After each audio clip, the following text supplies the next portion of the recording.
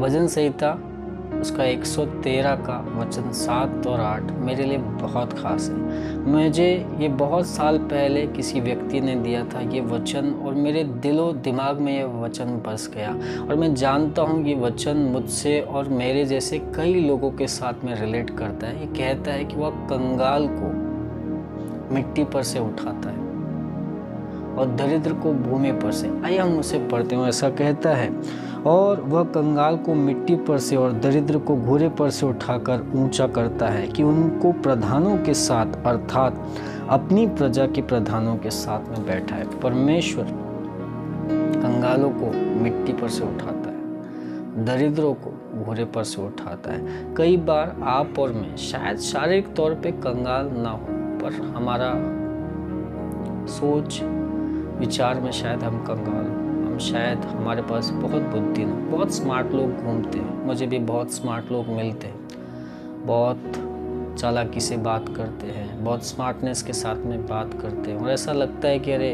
उनके सामने हम फेल हैं। आपके जीवन में भी ऐसा होगा जहाँ पर आपने कई बार अपने आप को दूसरों के सामने छोटा महसूस किया, उनकी चालाकी के सामने, उनके बात करने के सामने, उनके तौर तरीकों के सामने अपने आप को छोटा महसूस किया। कई बार हम लोगों को देखते हैं कि अरे ये लोग किस तरीके से व्यवहार कर रहे हैं, शायद इनका ऐसा व्यवहार इन्हें अधिक लोकप्रियता देगा, ये अधिक ऊंचे स्थानों पर जाएंगे। पर मैं आपको बताना चाहता हूँ, ना तो परमेश्वर किसी के डील डॉल पे, ना ही उसके चाल पे, ना ही उसके रूप पे, ना ही उसके रंग पे वो करता है, परंतु परमेश्वर हृदय को देखता है। और वही कारण है कि जब दाऊद का राजा बनने का समय आया तो उसके पिता ने उसके 7 भाइयों को खड़ा किया, 7 भाई, और एक अकेला बच्चा जो छोटा है सबसे, उसे भेड़ चराने के लिए छोड़ दिया। उसके घर में बड़ा एक भोज रखा गया, वहाँ पर वो आमंत्रित नहीं था। क्यों? क्योंकि वो शायद उसके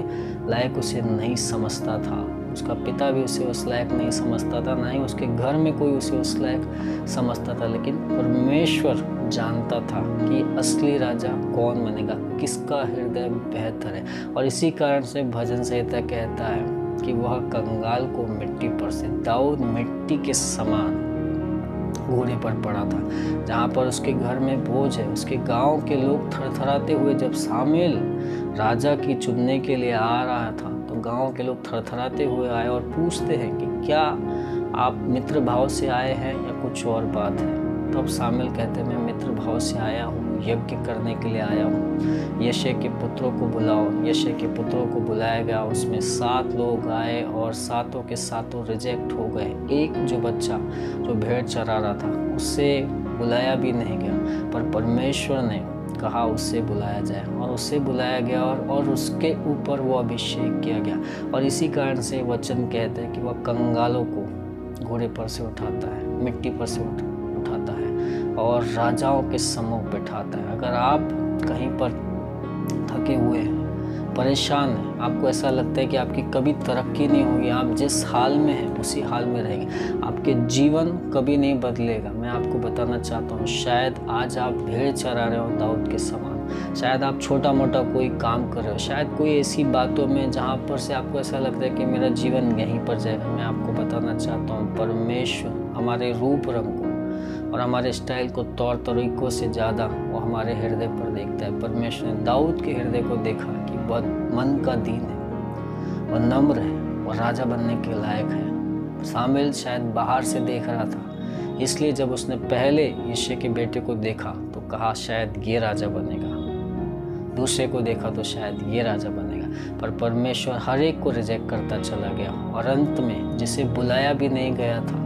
जो उसके काबिल भी नहीं था, उसे परमेश्वर बुलाता है और उसे अभिषेक करता है। आप अभिषेकित हैं, आप आशीषित हैं, आप बेहतर हैं, आप चुने हुए हैं। शायद आज आपका टाइम नहीं है, शायद आपको उस यज्ञ में, उस भोज में बुलाया ना गया हो। कोई बात नहीं, चिंता मत कीजिए, कोई बात नहीं।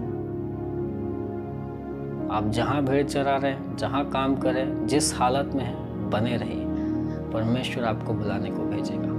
और मैं आज घोषित करता हूँ, परमेश्वर ने लोगों को भेजा है आपको बुलाने के लिए, परमेश्वर ने आज्ञा दिया है आज्ञा दिया है सामुएल को, और सामुएल ने यिशै को कि अपने आखिरी पुत्र दाऊद को बुला भेज। परमेश्वर आज्ञा दे रहा है उन सारे लोगों को, उन सारी परिस्थितियों को, उन सारी बातों को कि आपको बुला भेजेगा, वो आपको बुला भेजेगा। आप आओगे और परमेश्वर आपके ऊपर राज की अभिषेक करेगा। मैं घोषित करता हूँ, जिस किसी भी हाल में आप हैं, जिस किसी भी परिस्थिति में आप हैं, आप वहाँ ज़्यादा दिन तक के रहने वाले नहीं। आप हमेशा भेड़ नहीं चराएंगे, परमेश्वर आपको राजा बनाएगा। आप हमेशा वहीं पानी नहीं भरेंगे, आप हमेशा उन्हीं फाइलों के बीच में रहेंगे, आप हमेशा उसी बातों पे नहीं रहेंगे। परमेश्वर आपको वहाँ से बाहर निकाल रहा है। परमेश्वर, मैं घोषित करता हूँ 2024 आपके लिए आशीष का साल हो, 2024 आपके लिए महिमा का साल हो, 2024 आपके लिए चुनौतियों भरा और महिमामय साल हो। आपको वहीं पर परमेश्वर रहने नहीं देगा। प्रभु इन वचन से आपको आशीष दे। आप जहाँ कहीं पे भी है, वचन कहता है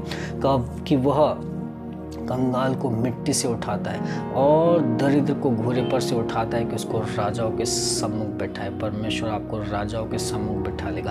हर उस समस्या जो आज आपको बड़ी लग रही है, आपको ऐसा लग रहा है कि मैं इससे कभी बाहर नहीं आऊँगा, परमेश्वर आपको उनसे बाहर निकालेगा और राजाओं के सम्मुख बैठाएगा। प्रभु आपको बहुत आशीष दे। Thank you, God bless you.